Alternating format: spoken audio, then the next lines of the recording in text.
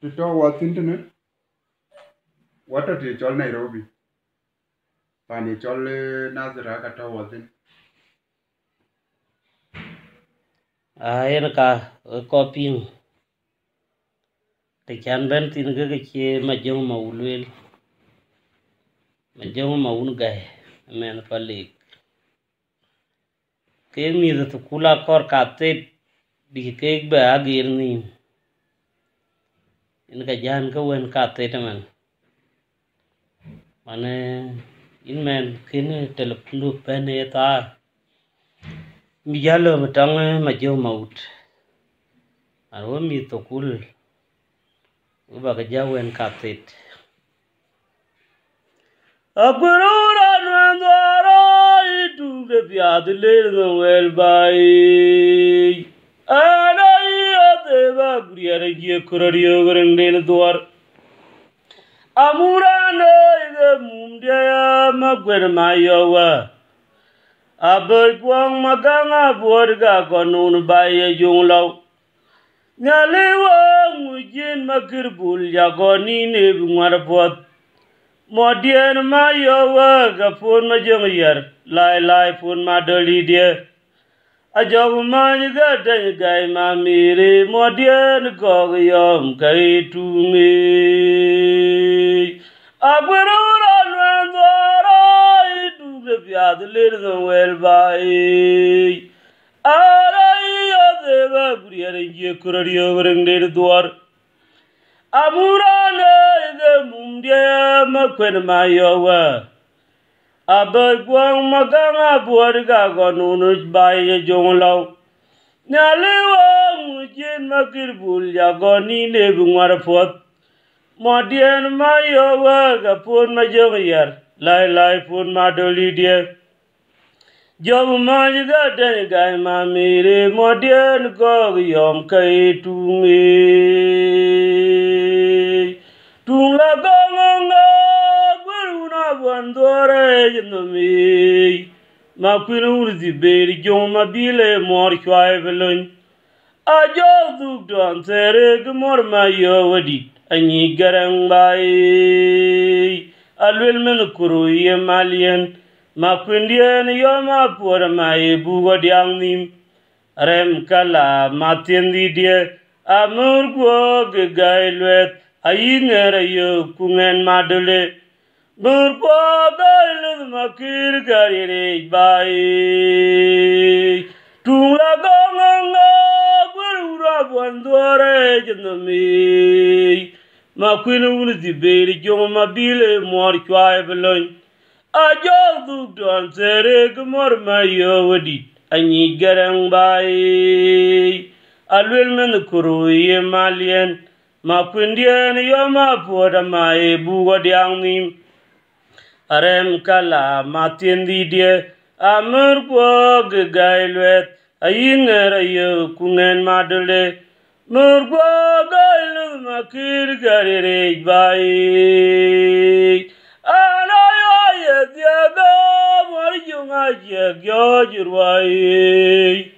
Chamorio Namay Buja Quamyin Maquin Bara Lil Kameratiek Tung Paul Marmayowa Kanere Naburuga Yeranamau Tung Dugong Kitong Din Madolidia Abai Guaga Winmalan Ajungalak Ega Werberj Biadi Jagudom garab magar nerkwok ega kunyen mayara pot modian mayawa gapore kieng maluk munjugar pun madole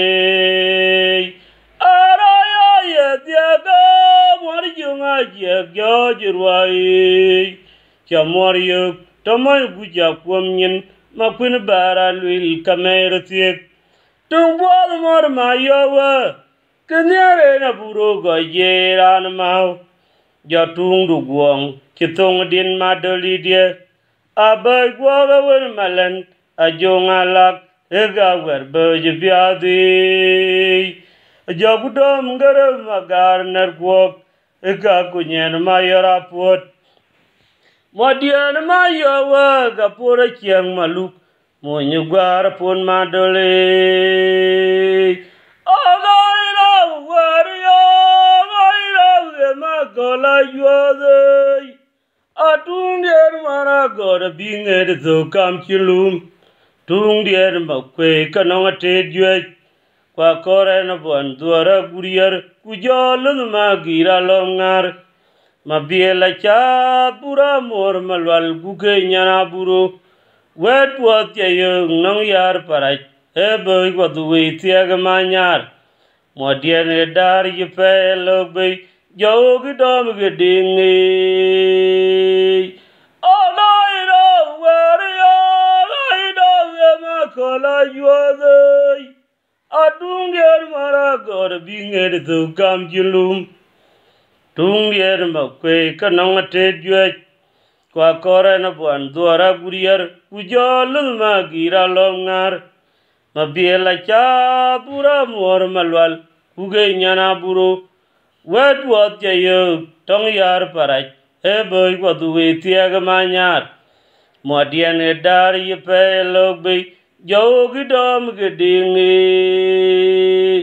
Ayo gwe kupinya gor puang Majung di dian mayowa Dom garang manguk Kujo garang gai Kapun maun kwang mundirwa Amugong je kong nongi chaur Dwa mwadian na we uri chulwa Bau puang udya nguran Chuwer riyama bach Apura jirigai kudege puang Welegela chare in nyatin machin maktaut Dong majung yedi akud konim jetim luok to bay Gwag pinya gor kuang majung di dian mayowa Dom garang manguk kujo garang gai kapun maun kwang mariarwa Adom gong jekong nongi jaur Dwa mo dian na we uri chulwa Bau puan wudya nguran chuwer riyama bach Apura jirigai kudaya puw Wel gegela chare in nyatin machin maktaut Bor majung ni diye Kud kwa nim jetim luok to bay Kwe ka nyuedha biech Binyi ding chula nyuedh machuga buru latya yeran nyemit Marwa iber mach wel chine chabda pyat may myak Kwe ka nyuedha biech Binyi ding chula nyuedh machuga buru latya yeran nyenak Warwa iber mach wel chine chabda pyat may myak Kwe ka nyuedha biech Binyi kwer diye ka nyuedh machuga buru latya yeran nyenak Agwag pinya gor kuang majung di dian mayowa Dom garang manguk kujo garang gai Gapun maun kwang mundirwa Amugong jekong nongi jaur Dwa mo dian na wera bichulwa Bau puan wudya nguran chuwer riyama bach Apura jirigai kudege puw Wel gegela chare in nyatin machin maktaut Bor majung ni diye Kud kwa nim jetim luok to bay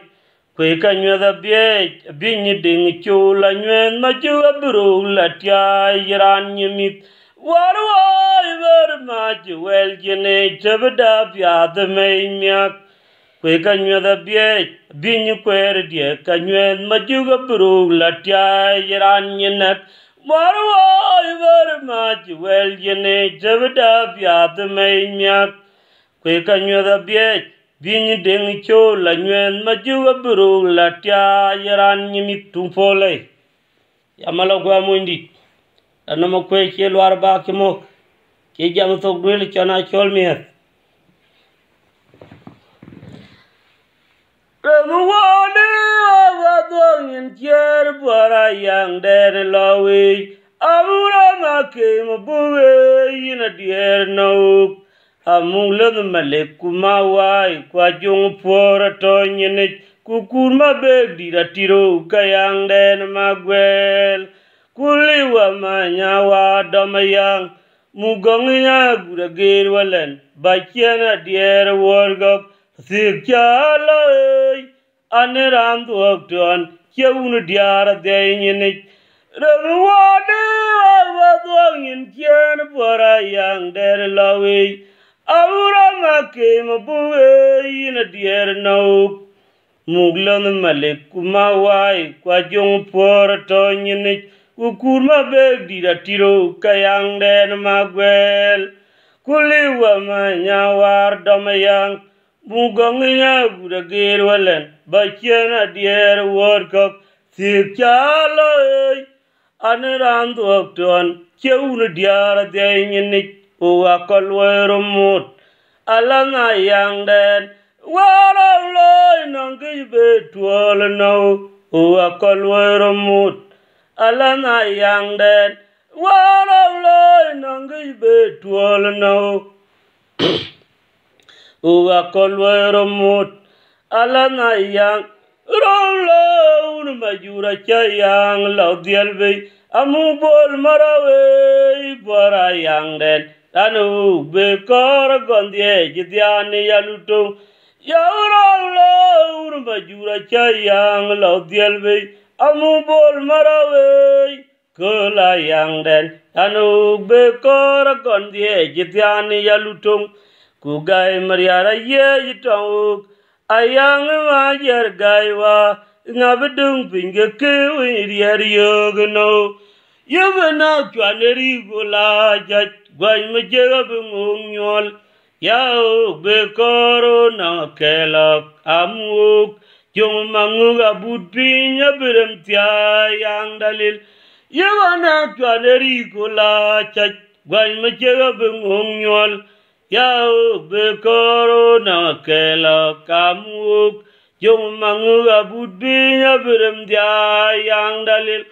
Irawala yang dana kujoga tulnyin rom deni yang bany mamir kwaye yang abtim dom che mailo na koi aboga gudnyin rom deni Yang bany mamir kwaye yang abtim dom che mailo na koi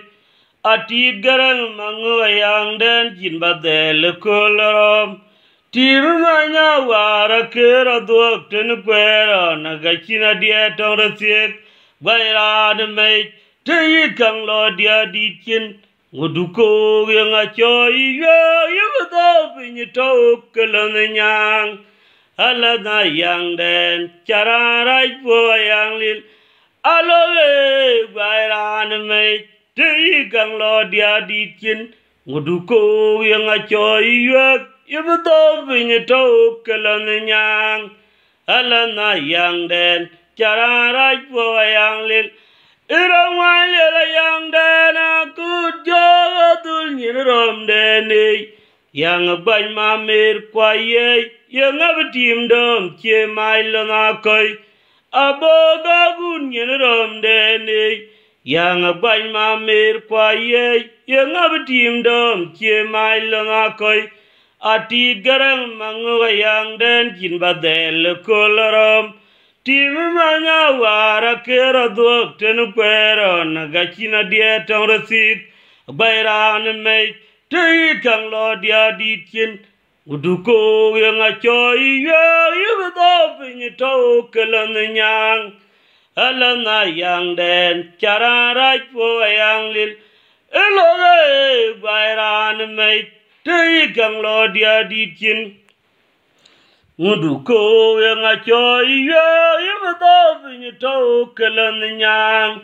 epora yang den chararai po yang lil Yang abadonange oga gwai majurin jega juaru kemada jongok kujong machiram den bebe yang agwai tonit yang un belok pedong num kami ye yang abadonange oga gwai majurin jega juaru kemada jongok kujong machiram den bebe yang agwai tonit yang un belok cadong num kami ye cuti dua toa yang lele wer magut boy kedaranwai ya kang tiaja puni nyalama yang tiaja malwale cuti dua toa yang lele wer magut boy kedaranwai ya kang tie ya puni nyalam yang dia malwale yang no nange oga gwai majurin je juoro kemada jongop kujong machirom den bebe yang gwai tondit yang unu belok chadung num kamiye yang no nange oga gwai majurin je juoro kemada jongop kujong machirom den bebe yang gwai tondit yang unu belok chadung num kamiye chuti dwa yang lile wen ma gudwai kederanwai ya kang tie ya buni nyalama yang adya malwale chuti dwa yang lile wen ma gudwai kederanwai ya kang tie ya buni nyalama yang adya malwale iya una nera lo ya len dier na wot una nera lo yuna dal ka gumut charan jangira tenetian una nera lo ya len dier na wot una nera lo yuna dal ka gumut charan jangira tenetian amen yerem tuol injube yal porabach ranur nyob ji jaran mong alutong eme ton tuol injebe yal porabach ranur nyob ji jaran mong alutong ayang yawlo rama tiritol gwairan ji pote me chi yabai gwairan yor ji yabai ayang yawlo yawatabai gwairan ji pote me chi yabai Angwairani yoriji yabai auna nera lo len dier na wot unda nera lo chuna dal ka gumut charan jang imran tenetian unda nera lo len dier na wot unda nera lo chuna dal ka gumut charan jang imran tenetian ameni kang tiet injube yal porabach ranur nyob ji jaran mong alutom emen ye don tuol injube yal porabach ranur nyob ji jaran mong alutong ayang yawlo yawatabai gwairan yibote michi yabai ang bayran yor ji yabai ayang yawlo yawatabai gwairan jipote michi yabai anaran yor ji yabai anyarango yol kulege torioj ayang maburka nyuje chiran gam kera charan gwaj amugong nai wadide gwajong bej kulon magung yaran gwaj ayang der macho dai koryo yudbe yang airom ga manyawar yang lile kurang deng manyu ye ton ayang ura dal mario ton jiting juba jina nang rod ai koryo yun machire yidon chwer gedeng malo chechir gojuk ajem magwe diari yagwaran tiye moyniop yen gelaga munde urabe kare diara chin munja yek randu bonin goro kabro muge monjurwil musadeng mabila bayran yang den tongyam unda chile damayang ajiram vidor man kena yang den lo rarian pinya yang lil una lo nyiram tier bi koryo Randian jagwai gegam gajin gebelwel panmai gwairan jirier kwere yetjilinya geldum jaran gwaj ranjin pyo jemena umber bechiran gwan bai yelum unda jile muayang ajiran bidorman kena yang den law rantiel pinya yang lil una lo nyirantier bi koryo randian jagwan gegam gajin gebelwel panmai gwairan jirier kwede yetjiyanga geldum charan gwaj ran yin pyo jemen umer be chiran kwan bai ayran gora yol kule ke toriyo ayang maburka yode chiran gam kera charan gwaj amuga nai wadide kwa jongbe kulan magung yaran gwaj ayang der ma chode ikoriyo yudbe yang abrang manyawar yang lele kurang deng manjunge ton ayang uradel mario ton jitiang juba jina tamrar ay koryo yun machire yidon chwer gedeng malo checher gotuk ayang magwe diari yagweran teye moinyop yen kelaw moinde urabe bare diara chiran yayok Randu bonin koru kabrom gemonjurwil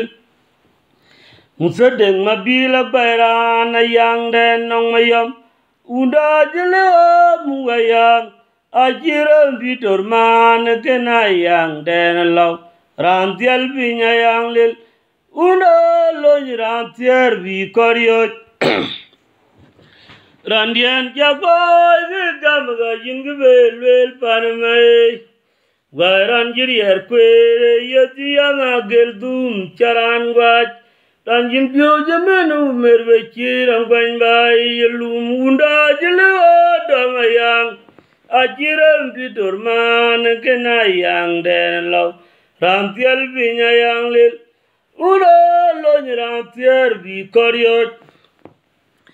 Amundi mayang ayur mayanoy Epuke yaran jul coran yuga kuyuna yuit ke dunepal Kajen yatyang yang den kemat on mariaranok Udwala uri cholung wen Penya bawi ton ayang Una kol mundirwa muayang Adong rema kol malaye kwa kol tung raw Kwa kol maja mukti mayang Pancholo walan jorang waj ben nguloy Timayang ajur mayan wa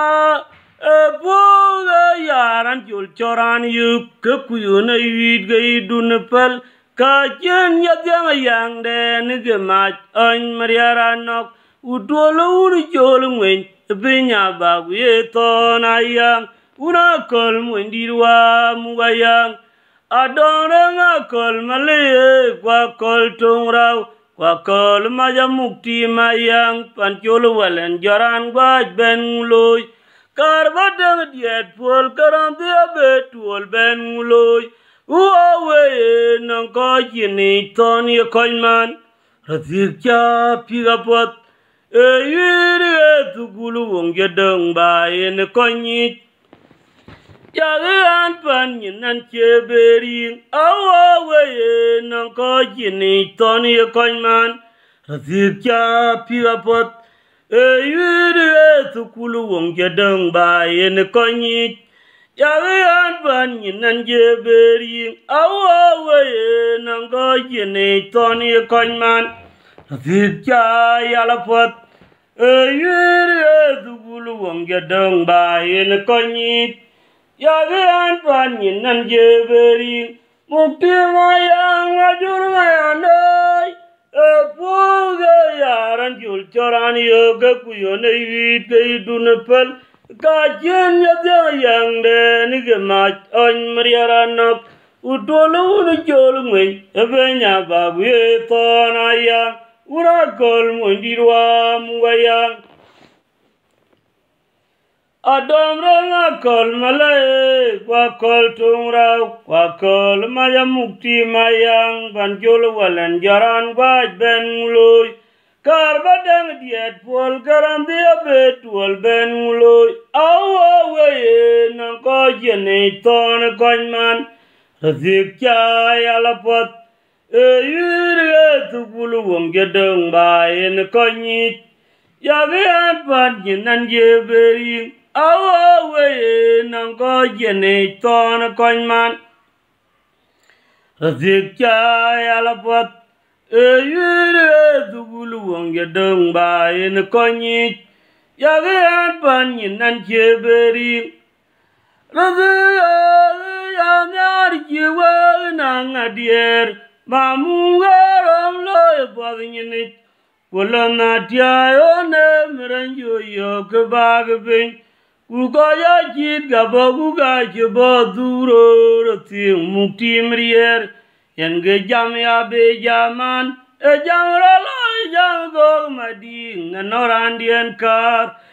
yenge jograno kora yang de namugong yumanya war kujok kuma badbula cholar gayenga chinomen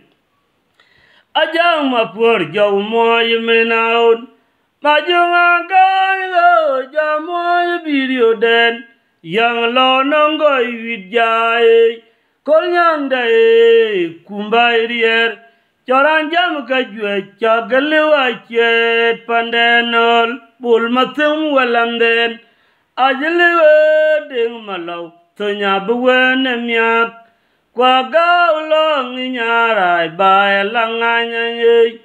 Rem boda nyar jog daw kumbai wel joji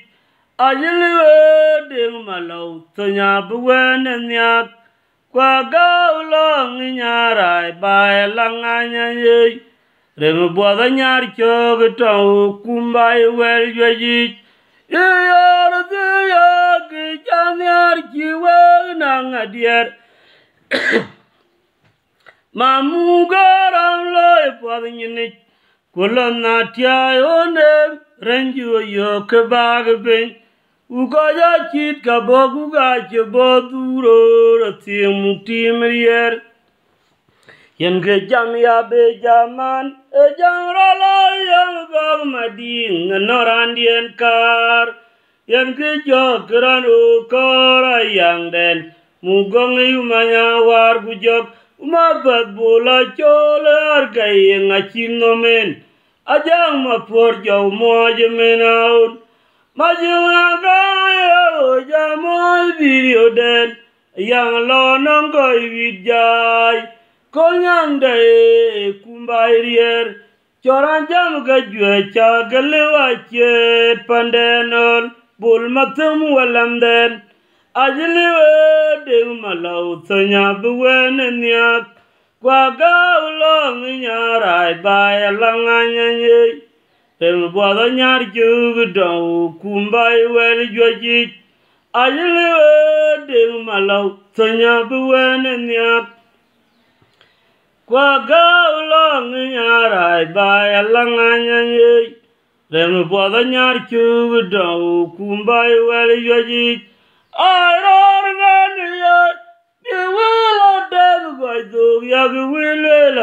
Makumata twing mat Bigaya diere tuolde narat Undana jiru jon garang kaya warrior Ajara buon monya yang gelbai Angu ton kondong ding jonga tiaya bairan Bol matuaran idara kabitorio Ajang mapodira chiru merto gayetya vinyini Raun lwal tiara jonga leka oke Akoy magwedit Adamra nga wana lule Nga kumbai malidit Yengire matoy dunga mayang law Rema jong majara gany Goche yimini bichi bayang den Jokoryo jokina to yang Yayanita jitya yang dalil Rana jiriro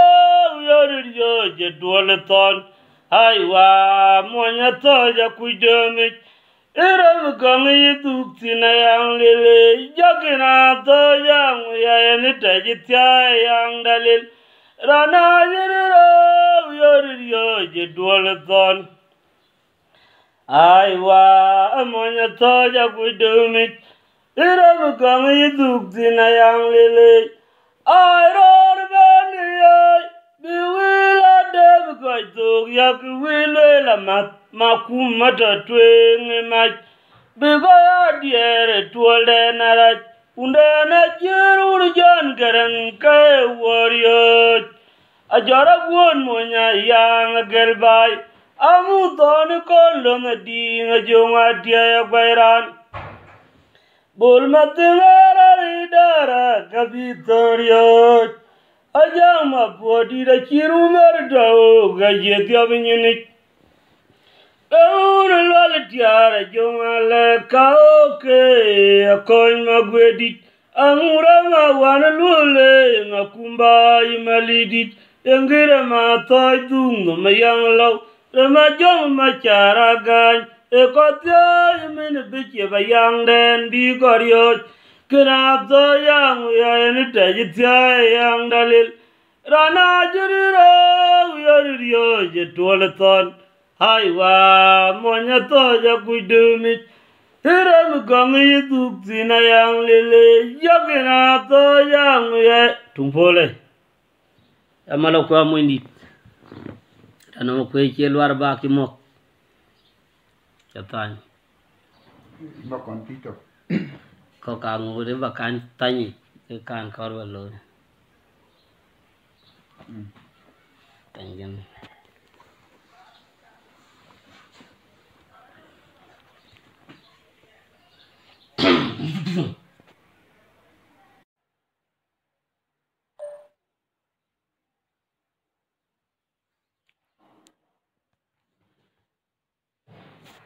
Ayara mayuna goda muwala me jono pin ge godai kubati ajang kongor gwa jangong langapur kumagir jok amulo na juotre chayang den chul manyuja banyi yute yalga pienga na waraga jitan tanga jingale ayara mayuna goda muwala me jono pin ge godai Kupati ajang kongor wajangong langapur kumagir jok amulana juotere jayang den chol manyuya banyi yute jalga pinga na waraga jitan tanga jingol kujara kujenling apugang ye nguli ongono ayang jubai tergege buktiame ruon ukanang ton kumbai Remelan riara dambai nyinalam kabi koryoj nguli ongono ayang dane jubai tergege buktiame ruon nuganang ton kumbai Remelan riara dambai nyinalam yen kabi koryoj ayara ayuna goda joralem junupin ge koidai Kupati ajang kongor wajangong langapur kumagir jok amulana juotere chayang den chol manyuya banyi yute jalga tinga na waraga jitan tanga jingole ayara ayuna goda muwalem junupin ge koidai Kupati ajang kongor wajangong langapur kumagir jok Amulana juotere jayang den chol manyuya banyi yute yalga pinga na waraga chitan tanga jingol kujara kujenling apugang ye nguli ongono ayang jubai tergege buktiame ruon nuganang ton kumbai remelon riara dambai nyinalam kabi koryoj Nguli ongono ayang jubai tergege buktiame ruon uganang ton gumbai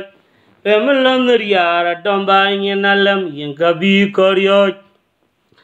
ayara ayuna gora muwalam junupin ge koidai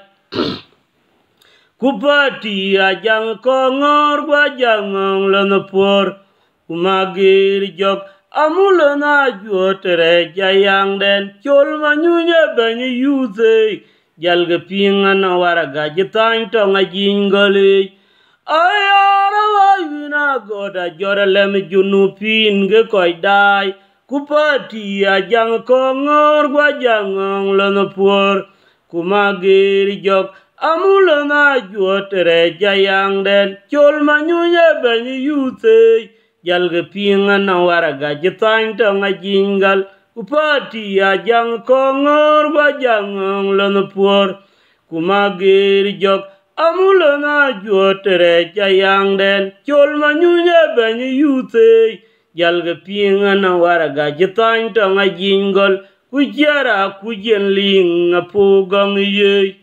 nguli ongono ayang dan jubai tergege buktiang erwan uganong ton kumbai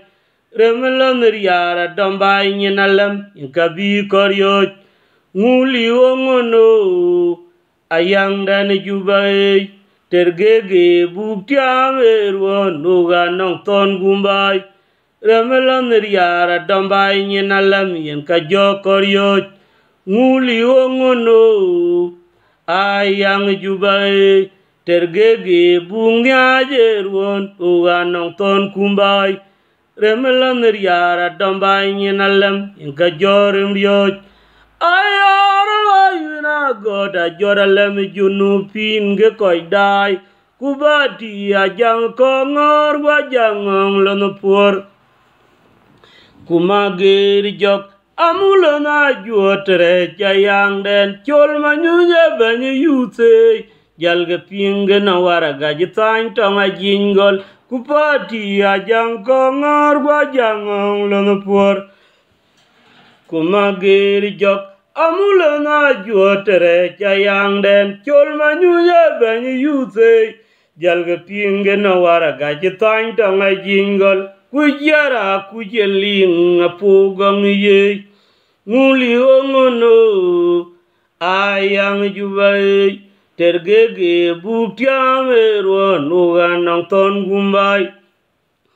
remelon riara dambai nyinalam abirem rioj nguli ongono ayang dan jubai tergege buktiang erwan uganong ton gumbai remelon riara dambai nyinalam inka jokoryoj nguli ongono ayang juba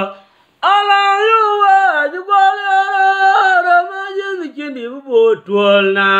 kulenga diaw enga yuen machurer long gwara nakir kwaliab gdane gurka jakoy magwir bleng mapur ton were yuga ngakwindi tong ayuen aruzok ane sarang diet kayang alandana una jong mabil jotyang poryak tiang nganyara dogo ran buar mana bayo gugol yara tagi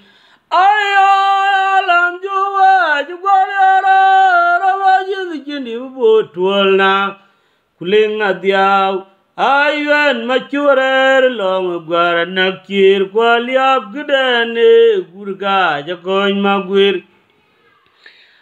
aleg ma body ton were yuga ngakwindi tong ayuen arugok ane tarang diet kayang alandana una jung mabil jotyang poryak tiang nganyara dogo ngai bor mana bayo gugol yara tagi jung gwen kwol achel yitira di jankina dier tong bang nyine rebe pan bor cherbai akuma gunyale jegatong ula bor nyine diak yei ajin walen be bai kuma ndiye jakoy pol akin monya gamu ane jaga kwera lia be jam tongrier ajung bene kwol achel yitira di jankina dier tong bang nyine reme pan bor cherbai akuma gunyale jegatong ula bor nyine diak yei ajin walen be bai kuma ndiye jakoy pol akin monya gamu ane jaga kwera lia be jam tongrier ayo yalam jowa jugwalera ramajin kindi botwal na kulinga diaw ayuen machurer long gwara gwachir gwaliab gdane gurga jakoy magwir leg mapodi ton were yuga ngakwindi tong ayuen arugdok ane tarang diet kayang alandane una jung mabil jotyang poryak utiang nganyara dogo ran buar mana bayo gugol yara tagi ma jung kwene kwol a jali tira di jan china dier tong bang ni rem ban bor cherbai akuma gunyale jiga tong la bor ni diak ye a jin walen me bai kuma die ja koi pol la chin monya gamu ane jagam korana lya be jam tong rier Tima yang da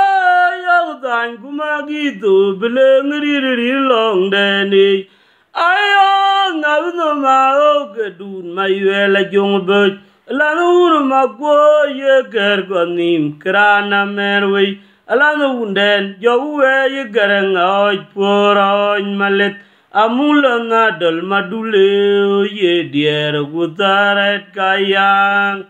Ugai tiar poro macini ya dier toge matung berayaunda amung manyawat benya gaja dier nyai nau kemakoran ye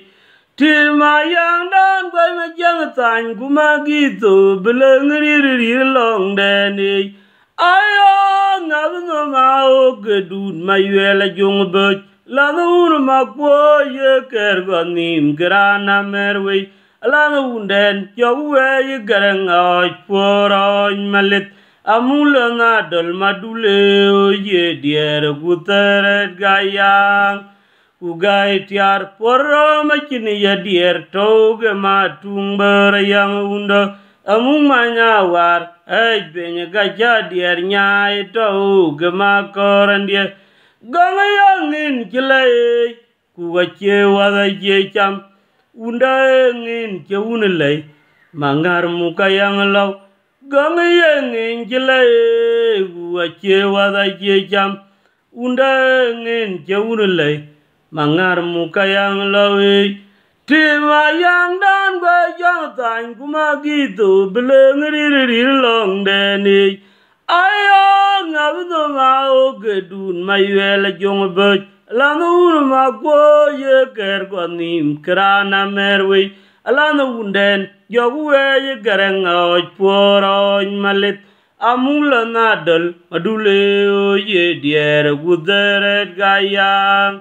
ku gai tiar poro macini ya dier toge matung berayang unda amung manyawar benya gaja dier nyai tau kemakoran dia gang yangin jile gua je wada je jam unda ngin ceunelai mangar muka yang lawe alar wala rayulang ya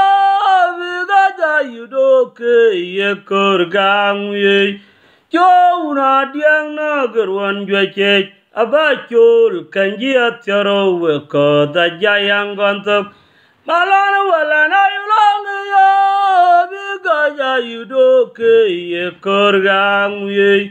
oga una diang nagerwan juace abacul kanji atero weko da jayang gontok mukyang kuna mangu walane berario ya chi konjam John manga di da ye porga yang den jinadu be wote ereminyan diar cabing gong ye to jama kamu walan rier bai cak ting tong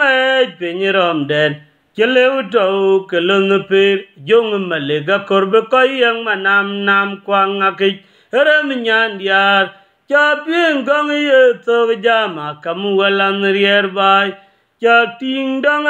penyerom den celeu tau keleng pir jong balik ke korbe koyang manam nam kwang akik tumpole gila barak yung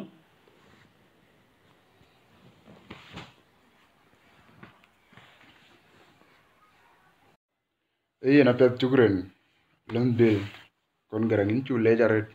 chan chawa wen katet kichaloit ne ki pedaret nyuat kalcha den jenga dia nyen ayen mi school dot na bi nyi pandane junupa de gicheng kene pol roti ayer en ge bi ke tene Nairobi roti chirman ne yima godman jibene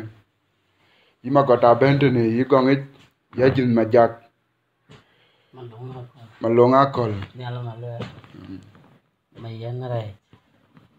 ake ke gar ti je ben ka ke ku ke bi ke git ne area re ka bi ke ne ran chir man a jong bil man je ben ne e ke den ka bi en londe ne nya ke en ka bi en Nairobi ne a yen we ko ji dong bai ya ki ta ke dier ku don ki ta ke dier ko lia ya ki ta ke dier ko ma je man chen a jong bil le lon chen ka pi an ben ya ki dier ni ya ke cha ya gru ti we ago ki kapa go ki la duonom kamwa ti jore kor bila duonom en cái jam cái này cha lấy in mà dược nó bài cái bài chín nó tục bài bên cái lui cái mít quen nó làm đi thà cha cái bể lia chứ cái kinh cái nòng cái chất thế cái giá hoàn thế mít à bị lo bị gua đi đấy à bị cái raja bị por à bị gua đi ra có đi ra thôi đi anh quay cha cái lấy có bên pin cha lấy rin chen ne an ke kona garang ana me na der e telepon ma jong ma wuna gay to ko mo jong len bol mo ta tong palik me na ni di ka karen telepon dei pen kire ni mane e pe tier kuro kienin to ronald pen tier ku ber kolero pane rane chol mariara ke emen ku dok en ga kiren pande ena ka telepon ba jallo